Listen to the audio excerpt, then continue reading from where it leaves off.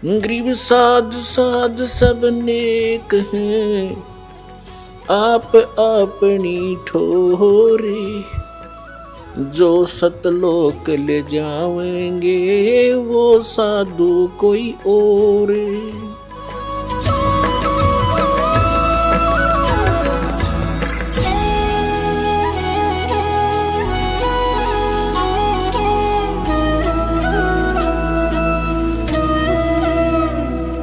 क्या बताना चाहते हैं परमात्मा के? परमात्मा हमारे साथ कबीर जी अपनी लीला आप करने आते हैं, अपनी महिमा आप ही बताते हैं।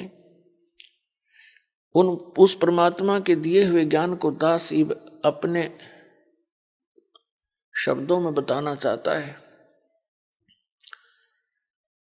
उन्होंने क्या बताने की चेष्टा की है कि तुम जहां रह रहे हो ये लोग ठीक नहीं। तन धर सुखिया कोई न देखा, जो देखा सो दुखिया हो। उदय अस्त की बात करे मैंने सबका किया विवेक। कहते हैं घाटे बाद सब जग दुखिया, जिसको आनी होगी वो भी दुखी और जिसने लाभ हो गया वो भी दुखी। वो कैसे दुखी? मान लीजिए उसके पास 4-5-10 लाख रुपए सेविंग होगी कहीं से, अच्छा बड़ा बिजनेसमैन है, तो वो 50 लाख का और अन्य प्रोजेक्ट ला बैठेगा। 10 लाख तो अपने, 40 लाख लोन है। फिर उसमें हो जाए कोई गड़बड़, माथे पे हाथ ला के बैठ जा, रात में नींद आवे नहीं, कर्जे वाले पीछे पीछे वो छुपता फिरे। तो यहाँ कहते हैं घाटे बाद सब जग दुखिया, के गृहस्थी बैरागी हो। अब गृहस्थी तो दुखी है ही, घाटे हानि और लाभ से। बैरागी जो बाहर चले गए, घर छोड़कर जंगल में चले गए, वहां जाकर उसने फिर सारा जुगाड़ फिर जोड़ना पड़ा, झोंपड़ी गालनी पड़े, रोटी भी खाने के लिए जुगाड़ जोड़ना पड़े, मांग के लावे नगरी में तो वहां बनावर खावे। जो का तो फिर हो गया, कदे भिक्षा ना मिले तो सारी रात भूखा काटे, भक्ति तो लियो भूखा याद रहे फिर उसके। तो परमात्मा कहते हैं इस मन की सारी उल्टी बाण है, उल्टी आदत है। अब ये साधना है जो दास ने आपको बताई, जो भगवान ने आके बताई। नाम उठत ना हम बैठत नाम सोवत खा जागवे, नाम खाते नाम पीते नाम से ती लागवे। ये साधना है। किसी भी सदग्रंथ में देख लो, महापुरुषों ने जिन्होंने भगवान पाया उनके इतिहास, उनकी वाणी में देखो, अपने दैनिक कार्य को करते हुए आप परमात्मा प्राप्ति कर सकते हैं। समय पर रोटी खाओ, समय पर आपको सारी व्यवस्था घर पे उपलब्ध होती है, भक्ति करो।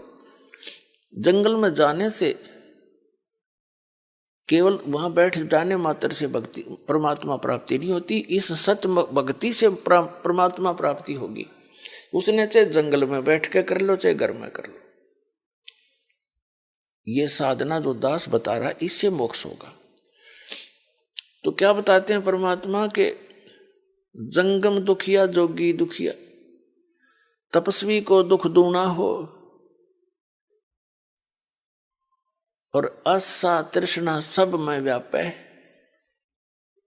कोई मैल ना सुनना हो। यानी सबके अंदर ये आशा तृष्णा घर किए हुए है।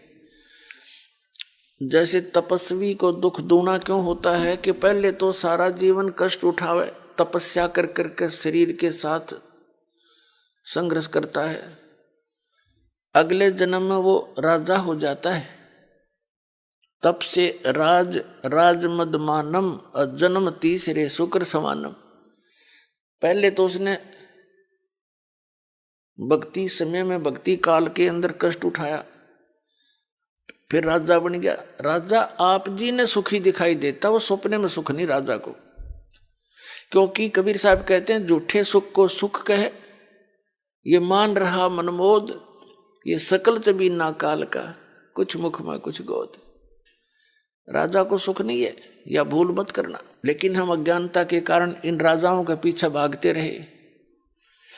ये आप भिखारी हैं आपके, आपसे टैक्स लेते हैं, जब ये ठाठ करते हैं और ये विष खाते हैं, ये आपसे टैक्स लेकर उसको बकवाद करते हैं। अगले जन्म में कहते शुक्र सवानम, कुत्ते गधे और सुअर की योनि प्राप्त करता है। वो तपस्वी राजा बना, राजा के अंदर अभिमान अहंकार होता है, ना जाने कितने जुल्म कर जाता है, और फिर वो अगले जन्म में गधे और कुत्ते की योनि में जाता है। क्या पाया इसमें? तो जो साधना ये दास आपको बताने जा रहा है, जो परमात्मा ने बताई है, उन महापुरुषों के अनुभव में भी यही लिखा पाया है, जिन्होंने परमात्मा सीधे आकर मिले थे। तो उसी साधना से आप जी का मोक्ष होगा, और कोई भक्ति विधि नहीं है इस पृथ्वी पर जिससे आप छुटकारा पा सके। छोटी मोटी राहत, स्वर्ग में चले गए, कुछ दिन रहे वहां, अपने पुण्य समाप्त किए, फिर नरक में जाना ही कंपलसरी है। यहाँ की ऐसी विधि है, परंपरा है। फिर बताते हैं कि साच कहूं तो जग नहीं माने, और झूठ कही ना जाई हो, ब्रह्मा विष्णु ये शिव जी दुखिया, जिन ये राह चलाई है।